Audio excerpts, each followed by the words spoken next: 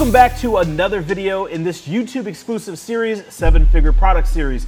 In this series, we are going behind the scenes to review and break down products and brands that are selling on Amazon that are generating over $1 million. This is the #1 series and the #1 channel if you are interested in starting or growing your very own brand. Today we're going to be covering this small water fountain. Now, I actually originally ordered this for myself to put upstairs for my son because we have waterfalls all throughout the house. We have a waterfall outside on the pool I leave running.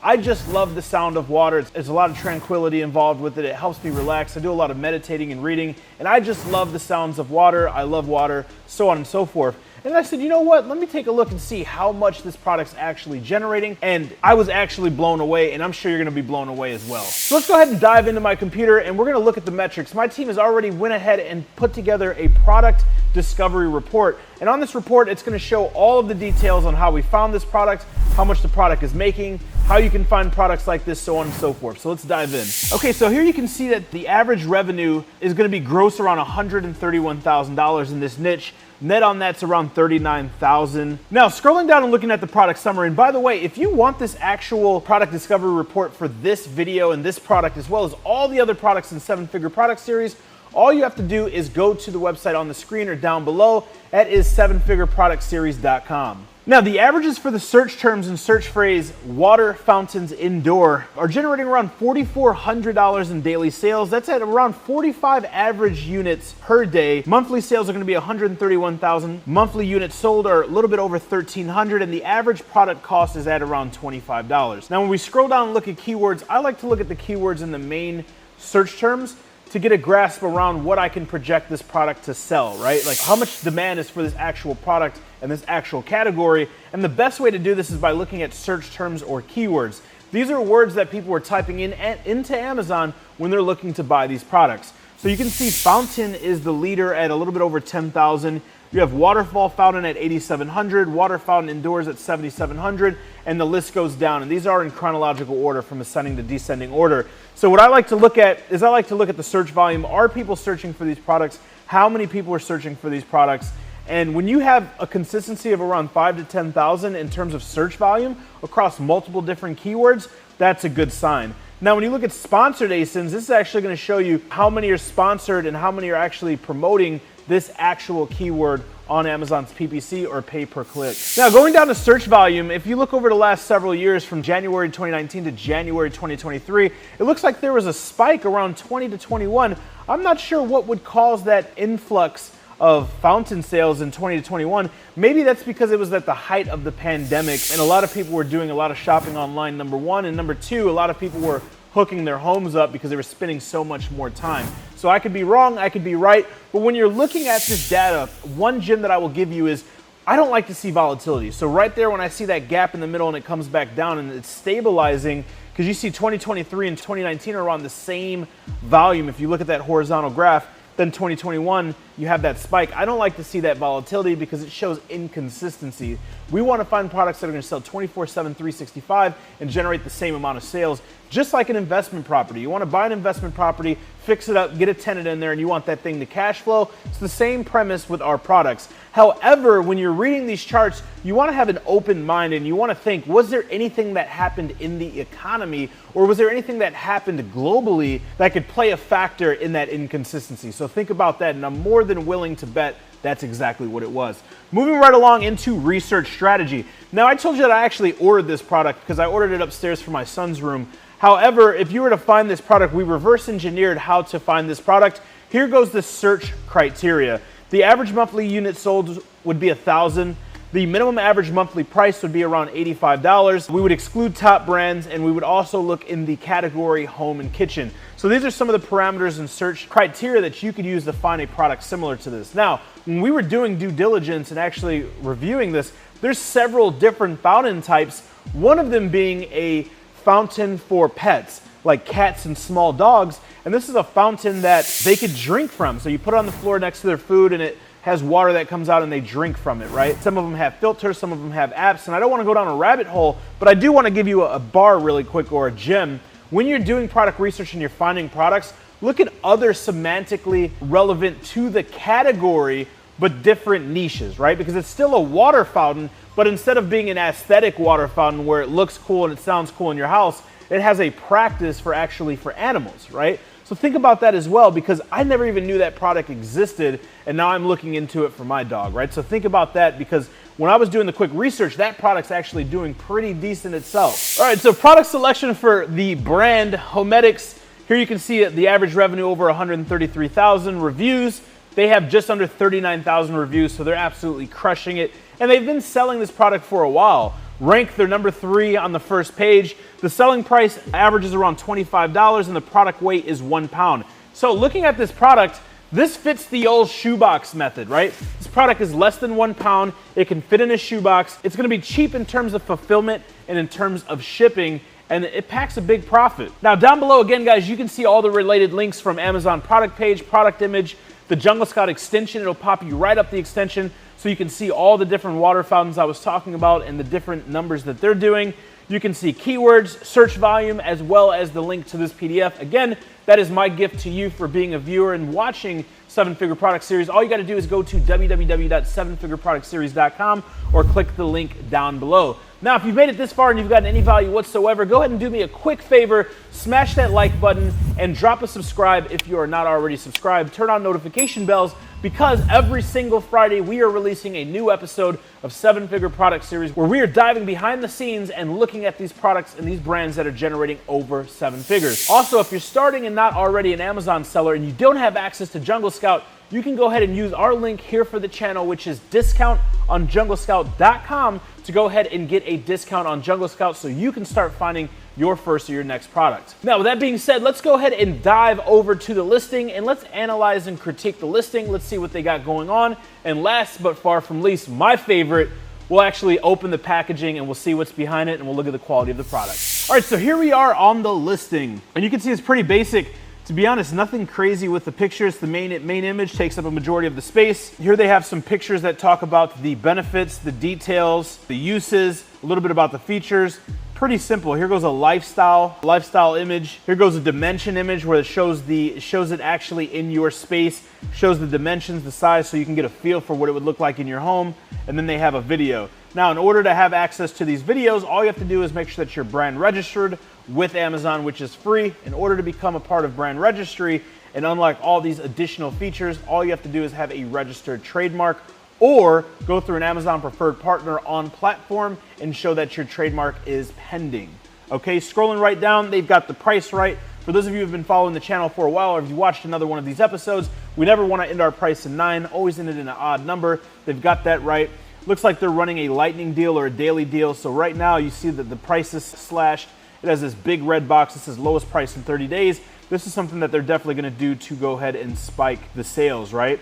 Now, if you want to track the sales and the sales history and the deal history, you can use the free extension from Keepo, which is what I have right here. And you can see the different prices along with the buy boxes, so on and so forth, right? Scrolling down, you can see the A+ content. Again, this is another benefit of being brand registered. Again, this is a perfect example that perfectionism leads to procrastination, and sometimes perfectionism can actually hinder conversions, right? Like, this is a basic listing. This A+ content is basic, but they're number 3 on the first page with tens of thousands of reviews, making over 7 figures per year, right? Here you can see they got 38,000 plus reviews, and they're number 1 in the subcategory for tabletop fountains. Now that we've looked at the numbers, we've looked at the listing, now it's time to look at the actual packaging itself, the product itself.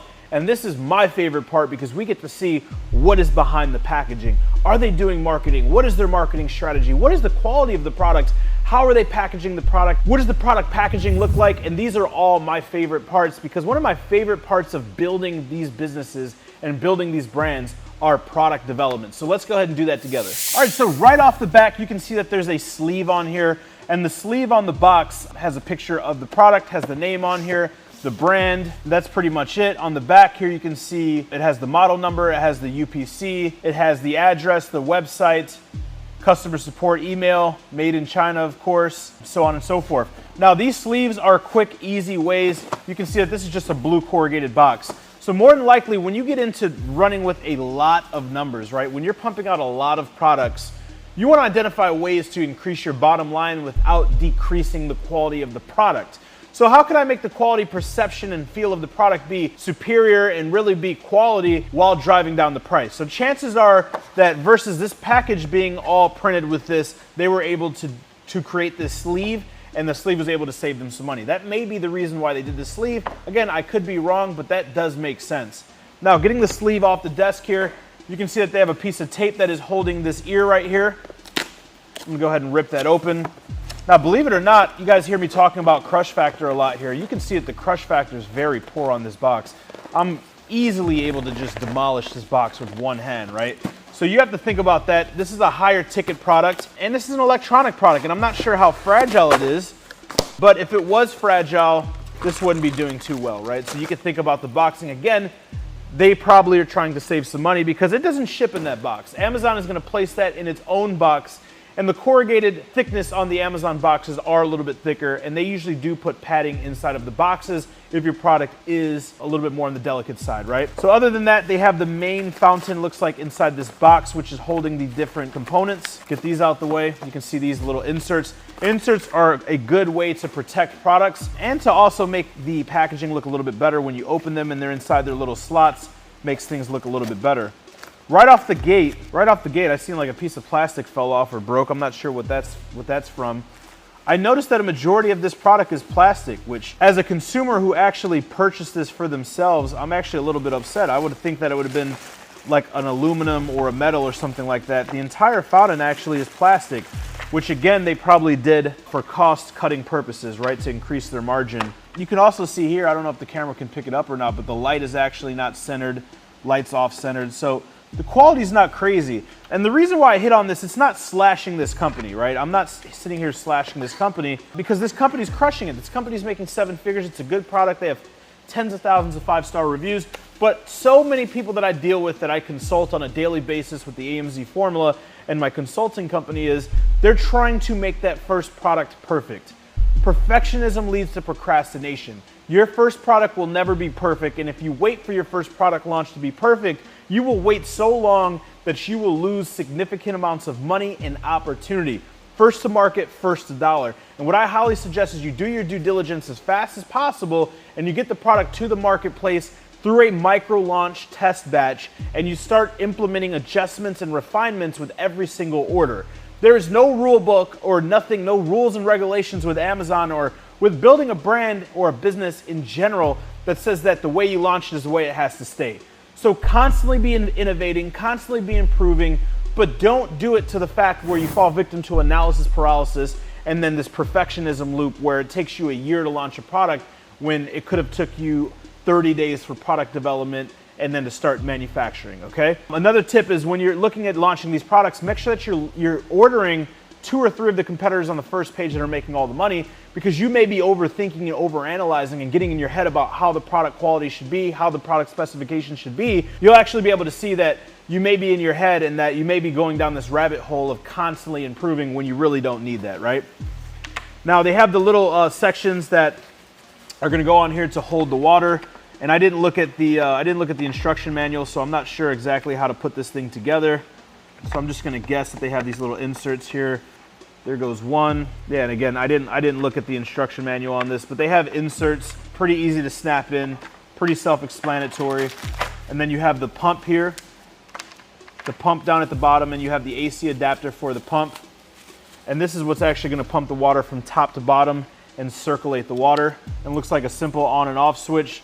Decent amount of length on cord. Whenever you're doing something in the electronic space, you always want to think about the cord space, right? Because there's nothing worse than having a product with a short cord space. And then they have the rock inserts. The rock inserts actually go in here and on top. And there you have it, pretty simple. Now here you have the insert, and the inserts, all the inserts are actually in a bag. So let's go ahead and open this up. And it looks like we have a few pieces of literature here. One is a Dear User insert. The other one is talking about the pump, how to keep the pump quiet and how to do preventative maintenance on the pump. The other one says important notice. It says due to the imperfect edges which are inherent to our natural stone foundations, water may splash outside the base of the unit. Therefore, we strongly recommend that you place your fountain on a waterproof surface. So this is more about safety reasons, right? So they have a disclosure. They have a dear user insert, and then they have some instructions on the pump. And then it looks like they have the actual manual. It looks like the manual, they have it in a few different languages. They have their email, they have their shipping address, which is out of Michigan. They have their email and they have their phone number. Pretty simple, standard operating procedures, troubleshooting, assembly. The assembly is horrible. They could definitely have higher resolution images and better instructions. I'm big on these. It's my pet peeve for having bad instructions or bad manuals. But again, this stuff doesn't make money, right? This is the micro adjustments and optimizations that you're gonna make. So essentially, there's zero marketing whatsoever. We have a disclosure about the imperfect edges and water spilling out, and then we have two different things talking about the pump. So one thing that you can take from this, if you're getting some reviews that are bad on your product, and you've went to product development, you went to the manufacturing, you've talked with an engineer, or you've talked with your manufacturer to try to eliminate these issues, but it's just inevitable. In this case, it's the pump itself. Sometimes they can be because of upkeep, management, or how that the consumer or client is using the product. It is always smart to have some type of education to combat that or mitigate those issues so that you don't have as many negative reviews. So that was smart, and this is what they did, and that's something that you can learn from as well. So there you guys have it, another episode of 7-Figure Product Series exclusively here on YouTube. And this is the #1 channel with the largest library, nearly 500 videos showing you how to increase your income, impact, and influence, start, grow, and sell your very own brand. If you got any value whatsoever and you're still here and you haven't, please smash that like button, smash the subscribe button, click the notification bell next to it, that way you're notified every single Friday when we drop a new series of 7-Figure Product Series. By the way, here goes some more videos of 7-Figure Product Series, and remember, you're only one product away.